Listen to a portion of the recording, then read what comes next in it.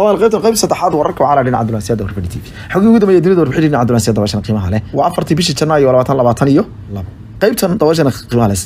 aan ku bilaabay sanadkan ugu horeysay warfadhi TV waxay baaritaan ku samaysay warbaahinta warfadhi group waxay eegtay dhammaan macluumaadadii iyo xogihii ku aadanaa in maalmihii ugu dambeeyay ama labadii maalmood ugu dambeeyay lagu arkay xeebta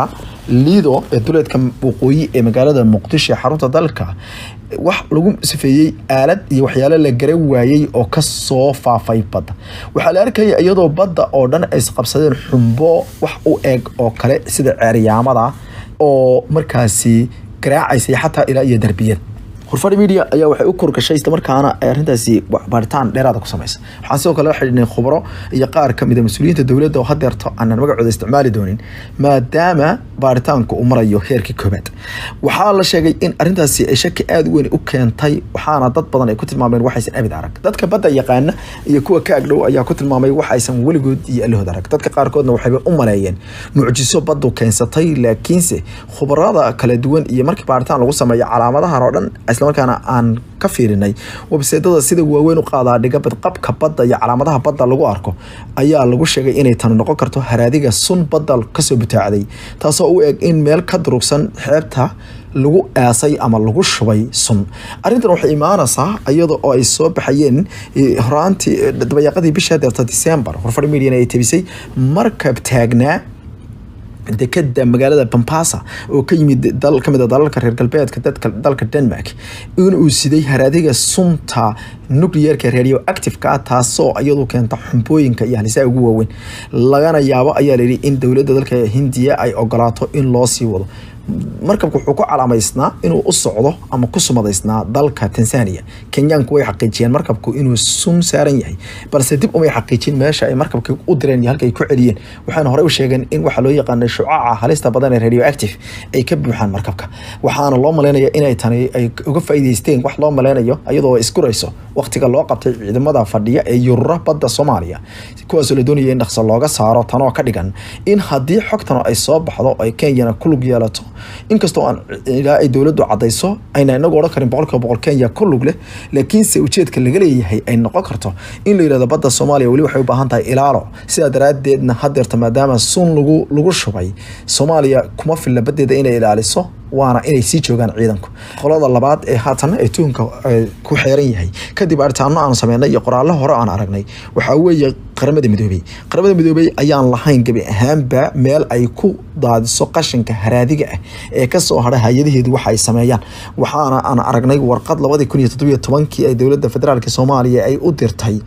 ama ergada Soomaaliya ay u direen qaramada midoobay taasoo ku weydiinayaan sababta aysan u lahayn meel ay wax ku daadiyaan ayna u siiyaan kambaniyo qowleysata ah in ay sunta ku daadiyaan dalalka dawladoodu dabciin oo Soomaaliya ka mid tahay dawladda Soomaaliya ayaa markaas qaramada midoobay waxay weydiisatay inay tafaasiil ka bixiyaan waxa ay ka og yihiin suno laga baqayay in lagu dhaabay badweynta Hindiya gaar ahaan qaybta koonfureed ee dalka waxaa la sheegay in sanadaha magaalooyin ka tirsan koonfurta dalka ay ku jirto magaalada caasimadda oo ka dilaacay xanuunka daacun caloolaha horey waxa u sii jiray dalka muddadii ilaa 2005 ilaa 2007 iyo dabayaaqadii 2010 in uu magaalada Muqdisho ku badnaa xanuunka loo yaqaan kuduudiya waxaana bariye kadib la helay haamo waaweyn oo suna oo lagu dhaabay xeebaha dalkeena hooyo gaar ahaan magaalooyinka koonfurta sida gobolada Mudug iyo gobolka Banaadir qayb ka mid ah arrimahan oo dhan ayaa la sheegay inay imaanayaan iyadoo dawladda Soomaaliya ay si xoogan u doonayso inay soo dhacsato badeeda waxaana lagu tilmaamay inay tahay talaabooyin warfadhi media sidoo kale waxay ogaatay in qaar kamid ah dalalka reer galbeedka gaar ahaan kuwa reer Yurub aysan ku jacsanayn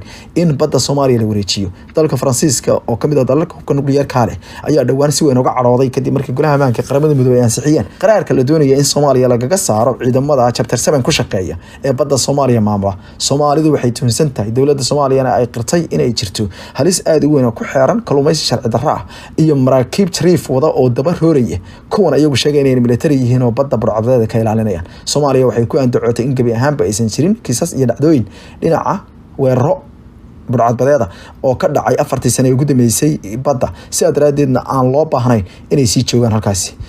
sarkaalka u sareeya howlgalka Soomaaliya ee qaramada midoobay Abukar Daahir Cismaan Abukar Baalle ayaa daadifeeyay gebi ahaanba isku day kasta oo lagu hor istaagi karo si socoshada mabaadi'da Soomaaliyeedsan ee ku aadan inay Soomaaliya bad iyo bariba iyada xukunto wuxuuna u sheegay dunida in ujeedka laga lahaa howlgalkaasi maadaama uu idlaaday isla markaana la soo afgooyay in la yareeyo ama aysan jirinba meeshan laga saaray burcadbadeed weerar qaadaysa dowladuna ay xagga dhulka ka xoogeysatay in lagu bedelo bedelka taasi wax loo yaqaan heshiis tabagoysyo ay Soomaaliya ka raadi doonto saaxiibo iyo dalal asxaabe haddaba talooyinka hadeerto mudan in arintaas laga qaaday ugu horeysa waxa kamid ah in dowladda Soomaaliya si dhaqso ay u xidho xeebta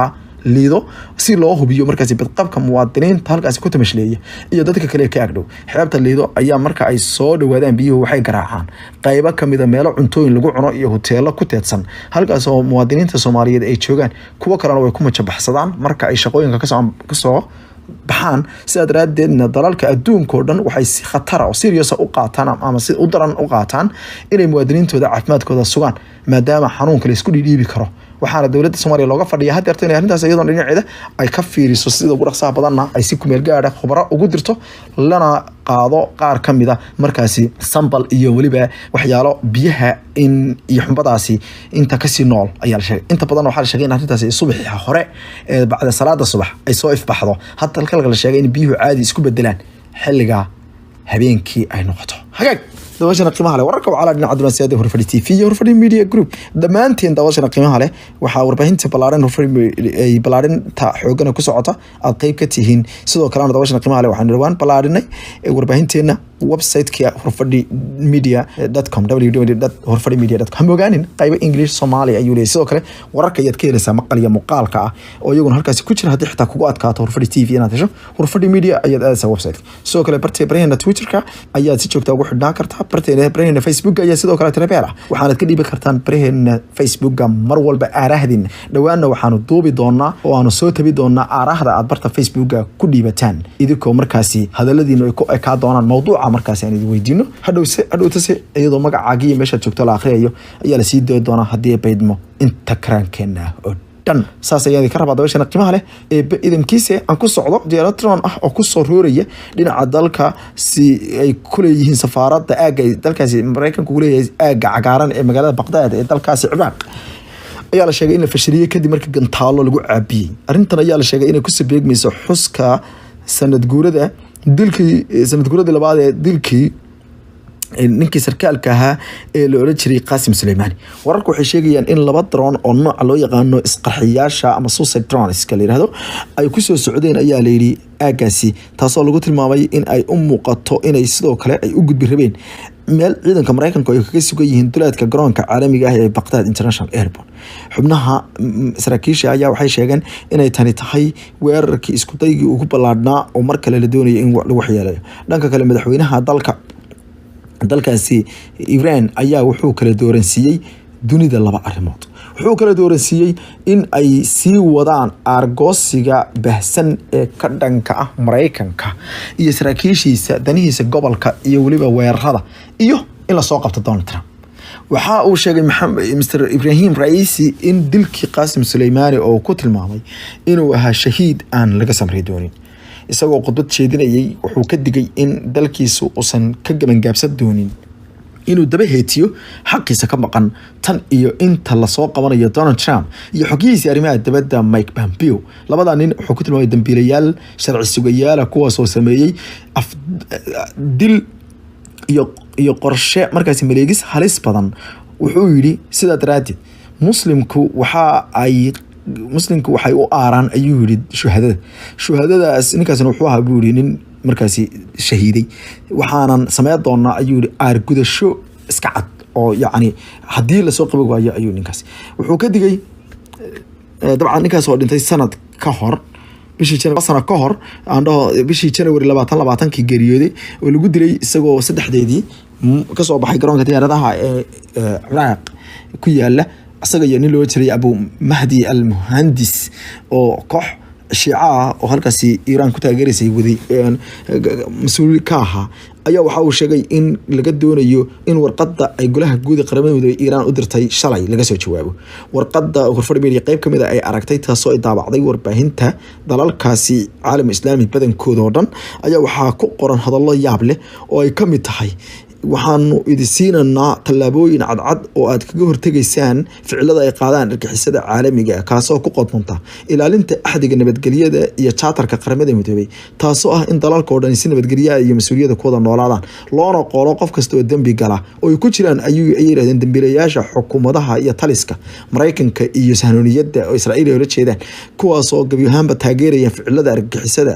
ayuu qoray taqti revenge waa ninka qaramada midoobay u qaabilsan dowladda dalkaasi Iiraan. Sidoo kale waxaa la sheegay in golaha ammaanka qaramada midoobay nuqul la siiyay warqadaasi waxay wali Iiraan dalbanaysaa soo qabashada Mareykanka madaxweynihiisii hore hadii kale waxay leeyihiin dhagay faray qaybta afraad dabashan qiimaha iyo Horfadhi TV ayaad ku maqli doontaan dabada